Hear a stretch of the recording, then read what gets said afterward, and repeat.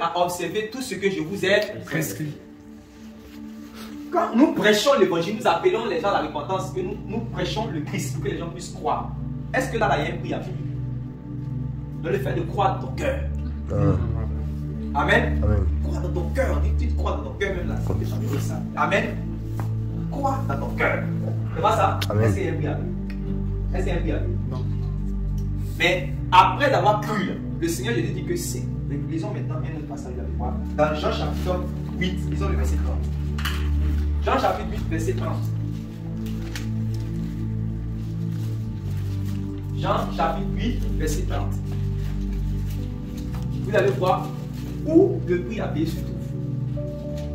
Si c'est dans la croyance, bien la foi, ou bien si c'est dans l'obéissance. Oui, quelqu'un a trouvé le prix, voilà.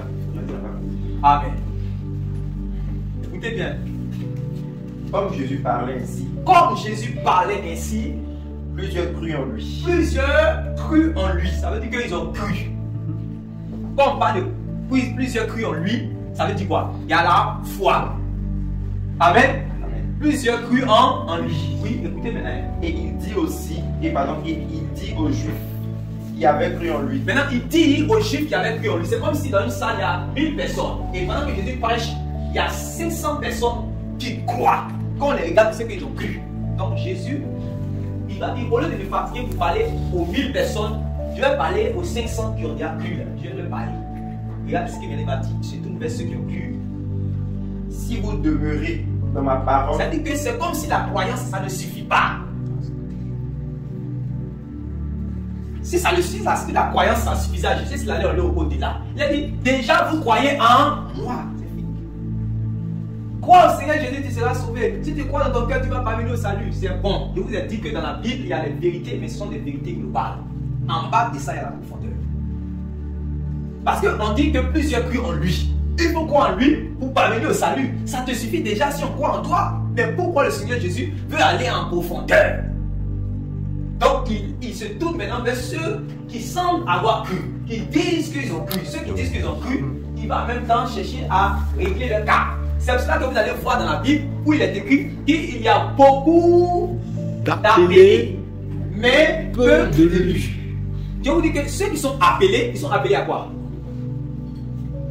Ceux qui sont appelés à quoi? Pour hériter la vie éternelle. Ils sont appelés à la vie éternelle. Ça veut dire qu'ils sont sur le chemin pour aller au ciel. Pour aller au ciel. Amen. Ils sont appelés à la repentance pour qu'ils puissent avoir la vie éternelle. Mais les gens qui sont appelés, c'est bien insuffisant. On ne devait pas encore chercher à faire une élection parmi les appelés. Je vais vous dire, l'élection, ce n'est pas dans le monde que cette élection se fait. C'est parmi les appelés là que l'élection se fait. Suivez-moi bien. Tous ceux qui sont dans le monde, Jésus-Christ est mort pour eux, oui ou non? Oui. Amen. Amen, c'est clair que Jésus-Christ est mort. Son sang là. Est-ce qu'il y a un homme pour qui il y a mis croix dessus? On dit que lui, le sang de Jésus n'est pas versé. Non.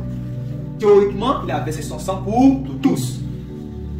Amen. On dit que Dieu veut que tous les hommes soient sauvés. Donc il a prouvé un salut. Pas un salut d'après les faux prédicateurs qui parlent au dehors. Un salut. Ce n'est pas un salut ségrégationnel. Ce n'est pas un salut. Voilà. Ce n'est pas aussi un salut par rapport à un groupe de personnes. Non. Il est mort. Théoriquement, il a versé son sang pour tout le monde. Parce que Dieu veut que tous les hommes soient sauvés. Et le moyen pour sauver là, c'est tout le monde. La grâce est disponible pour tout le monde. Car Dieu a tant aimé le monde qu'il a donné son Fils unique afin que quiconque en lui ne périsse point mais qu'il parvienne au salut. Amen. Il est la vie éternelle. C'est ça. C'est ça. Mais je suis en train de vous dire, ceux qui sont réellement dans le monde, ceux qui sont dans le monde, ce n'est pas parmi eux qu'il y a le choix de Dieu. C'est-à-dire que quand il y a l'élection, on va qualifier les noms. C'est-à-dire que tous ceux qui sont dans le monde sont appelés à la vie éternelle. Quand ils répondent à l'appel, on les appelle les appelés. Amen. Quand ils répondent à l'appel de Jésus, ils répondent à la repentance, à la foi, pour la rémission des péchés, pour devenir chrétien. Ils deviennent appelés. Amen. Or, dans Matthieu chapitre 19, Amen, Matthieu chapitre 28, verset 19, Il a dit faire de toutes les nations des Disciples. les baptisants au nom du Père, du Fils et du. Saint-Esprit. C'est fini. C'est fini. Et enseignez-leur. Et enseignez-leur. Ah, Donc, on va former des observateurs de quoi? la parole de De Dieu. la parole de Dieu. C'est là-bas maintenant qu'il va faire la distinction entre les appelés et les. Élus. C'est-à-dire qu'il y a beaucoup d'appelés, mais peu d'élus. Donc, ça veut dire qu'entre les appelés et les élus, là, c'est qui intéresse Jésus? Les élus. Je répète, il y a beaucoup d'appelés, mais peu d'élus. Donc, si tu es appelé, ce n'est pas suffisant. Travaille à l'élection. Travaille pour que tu sois élu. Amen. Amen. Maintenant, la distinction va se faire à partir de l'obéissance. Il faut lire maintenant, tu vas voir. Si vous demeurez dans ma parole, C'est-à-dire que ceux qui ont cru, ils sont parmi les appelés. Il dit, si vous demeurez dans ma parole, dans ma parole, vous êtes vraiment mes disciples. vous êtes vraiment mes disciples. Vous connaîtrez la vérité et la vérité vous affranchira. Tu peux t'arrêter là. Donc il dit, si vous quoi? Si vous connaissez la vérité, Non, si vous. Connaîtrez. Non, je suis pas là. Si si vous demeurez si vous demeurez dans ma parole, voilà, vous êtes vraiment mes disciples. Donc c'est-à-dire que ceux qui vont obéir. Or, c'est obéir à que le prix a payé sur tout. Par exemple, j'ai cru dans ma prêche l'évangile, j'ai vu l'amour de Dieu pour le pécheur. J'ai vu que Dieu a prouvé un salut. J'ai vu que Jésus est venu à la croix pour moi. J'étais touché. J'ai commencé à pleurer. J'ai dit, je vais suivre le Seigneur Jésus. Ok. Mais Dieu ne va pas refuser ceux qui viennent à lui. Venez, savoir. C'est ce qui est fatigué. Or, moi, je travaille dans ces bars. Eux, dans ce bar-là, on fait striptease là-bas. C'est-à-dire que où les gens dansent Sous les fers. tout ça. Voilà. Chaque fois, il entend la musique mondaine. Et tout ce genre de choses souillent là. Ce que je vais voir, ce que je vais entendre, la boisson qui est là-bas, tout ça, ça souille là. Mais quand je suis allé dans le programme, quand on m'a prêché, j'ai cru vraiment, j'ai pleuré. J'ai dit, je vais suivre le Seigneur. J'ai dit, je vais marcher avec lui. Mais on vient me dire que le travail que tu es dedans, ça t'emmène à pécher. Or, Jésus-Christ est venu pour ôter le péché. Ça veut dire que quand on a fini d'ôter ton péché là, tu vas retourner encore dans Le péché. Donc, il faut quitter dans ça. C'est ça, Jésus va dire que si ta main est pour toi une occasion de chute, fais quoi? Coupe-la. Et jette-la loin de toi. Car mieux vaut pour toi entrer réellement dans le ciel là, étant manchot, que d'être jeté avec les deux mains dans la géhenne du feu. Et cette opération là, c'est qui doit faire? C'est l'homme lui-même. La personne lui-même. C'est qui? La personne C'est lui-même. pour cela que le Seigneur a dit que si vous demeurez, parce que c'est à nous d'obéir aux paroles du Seigneur, ce n'est pas le Seigneur qui va obéir à notre place. Chaque fois, je le répète, les gens pensent qu'en réalité, le rôle du Saint-Esprit, c'est de venir obéir à la parole de Dieu pour nous jamais de la vie. Ce n'est pas au Saint-Esprit de venir obéir à la parole de Dieu. Le Saint-Esprit lui est venu pour nous aider à obéir. Aider quelqu'un à obéir, ce n'est pas dire que lui va obéir à ta place. Parce qu'au dehors là, combien de fois le Saint-Esprit a dit aux gens d'aller prêcher? Ici. Attends, combien de fois le Saint-Esprit a dit? Il y a quelqu'un à qui le Saint-Esprit a dit d'aller prêcher, d'aller parler de Jésus à quelqu'un. Une fois dans sa vie depuis qu'il est converti. Il y a quelqu'un ici. Toutes les fois qu'il a dit ça, tu allé. Pourquoi il t'a pas forcé pour partir? Parce qu'il ne forcera personne. Il ne forcera personne. Il va te convaincre. Amen. Il va t'emmener, il va te pousser. Il va t'exhorter. Il va te faire tout pour que tu puisses obéir à Dieu. Mais toi-même, là, si tu n'es pas prêt, tu ne vas pas faire. C'est toi qui dois soumettre ta volonté à Dieu. Tu dois soumettre ta volonté, au Saint-Esprit pour pouvoir obéir. Amen. Amen. C'est pour cela que quand il dit que de te séparer, ce n'est pas lui. Si je marche avec Gilbert, je sais que Gilbert est marié. Qu'on appelle ça, mais je suis une femme. Moi, c'est Gilbert. Je sais que Gilbert est marié. Mais c'est Gilbert qui s'occupe de moi. Hein? Maintenant, je viens de croire. Je veux marcher avec le Seigneur. Je vois que maintenant, je dois marcher dans les voies justes de Dieu. Ça veut dire que si Gilbert, chaque fin du mois, me donne 15 000, me donne 30 000, même me donne 1 milliard, je dois me séparer de Gilbert parce que c'est une relation impure. Donc, tu vas perdre 1 milliard. comme les gens qui ont perdu 2000%.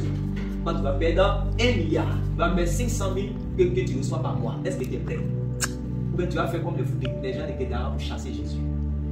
Mais le problème, c'est que tu ne vas pas le chasser directement. C'est-à-dire que toi, tu ne vas pas chasser Jésus. Tu vas toujours confesser son nom, mais tu vas continuer de rester dans ce que tu es dedans. C'est ça qui est l'illusion. C'est ça qui est l'illusion de notre époque. Parce que les gens vont te faire croire que tu peux continuer à aller à l'église. Tu peux avoir un prêtre, un pasteur, un homme de Dieu.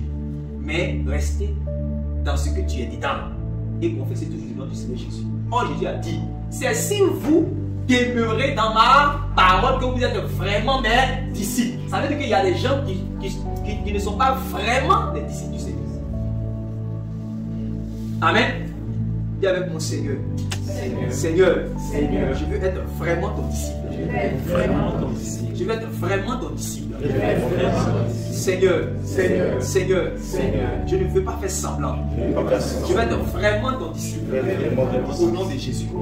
Amen. Nous sommes dans une époque où les gens vivent une hypocrisie généralisée. Je le dis. Ils vont remplir les temples, ils vont remplir chaque dimanche les assemblées sans jamais expérimenter la repentance, le changement de vie.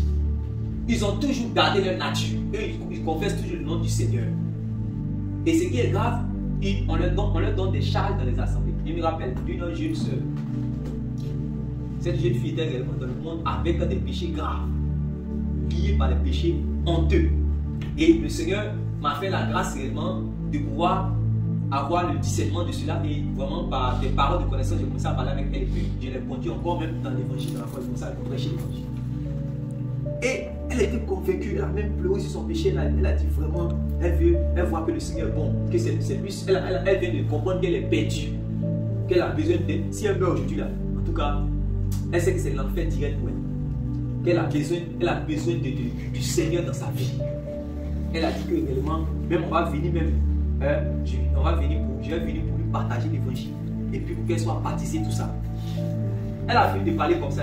Dimanche, elle est arrivée dans une église. En fait, ça c'est la meilleure église de Côte d'Ivoire. Quand elle est arrivée là-bas, en Griffin, la meilleure église en Griffin de Côte d'Ivoire. Donc elle est arrivée là-bas, on dit, je ne sais pas si c'est ta taille, si c'est son tête, si c'est sa forme, ils ont regardé, ou si c'est son argent, ils ont regardé. On dit, on va te mettre dans un département, dans une tribu. Amen. Premier jour en même temps, dès qu'elle est arrivée là, on dit on va te prendre, on va te mettre dans une tribu, dans un département. C'est-à-dire que si c'est les champs, on dit que toi on va te mettre dans un département de champs. Pourtant, en fait, la soeur, la jeune fille, n'est pas encore délivrée. Elle avait un problème grave. Amen. Elle n'était même pas encore dans la foi. Elle était encore, c'est comme si on prend le fou de Gadara et on le fait disciple. Pourquoi vous allez rire? C'est ce qui se passe. Beaucoup de fous de Gadara sont disciples actuellement. Les gens s'amusent. Beaucoup de fous de Gadara sont disciples. Et c'est pour ça qu'il y a du désordre dans les assemblées. Si tu vois réellement, des pasteurs sont fiers de dire, il sait que le diable qui est là, c'est un franc-maçon patenté. Mais comme il a les moyens, il va financer tous les voyages qu'il veut partir. C'est le gars qui va financer. J'ai vu cela quand on était à Basse, on a vu ça beaucoup. C'est lui qui va financer tous ses voyages. Il y a un homme, il a payé trompette. Comment c'est ça, les instruments. Il a payé, quand il a payé tout équipement de choses là. Il a envoyé ça dans l'église là-bas. Et il a envoyé ça là. Ils ont fait de lui un prédicateur. Oui. Or, tout le monde sait que c'est information. Ah, dans ça, on sait que c'est information. Il y a des générations de fouilles là-bas. Il n'y a pas d'instruments ici. Vous comprenez? Mais quand il a payé les quoi, avec ça même, les instruments, les quoi, il a déposé ça dans l'assemblée, dans l'église. Ah, tout de suite. Il est devenu prédicateur. Là-bas. Amen. Donc, ils ont fait, c'est comme ça dans les assemblées, ils sont devenus diacres. Des diacres. Dès que quelqu'un a l'argent, on va dire, lui, il est diacre. Si on voit qu'il a une voiture, si on voit que voilà, oh, ça c'est le diacre, ça c'est mon diacre. Donc les gens sont diacres parce que réellement ils ont les poches remplies. C'est beaucoup de fous de Gadara sont ici. C'est pour cela qu'il y a des autres. Vous faites voir, il tire sur toutes les femmes, mariées comme non mariées. Puisque c'est un fou que vous avez mis dans la salle, vous allez voir ça. Il voit la sœur Gilio, il veut toucher. Il voit la sœur Josiane, il veut toucher. Il voit même maman Magdala, celle qui est mariée là, il veut aussi toucher. Parce que c'est un fou qui est là. C'est pour ça qu'il y a des désordres dans les assemblées. Amen. Amen. Il faut d'abord la délivrance. Si le Fils vous affranchit, vous serez réellement libre. Amen. Or, on croise le Fils à la porte. Amen. Mais les gens ne veulent pas passer par la porte. Parce que si tu dois passer par la porte, tu vas respecter les conditions pour pouvoir rentrer. Amen. Donc, ils vont passer.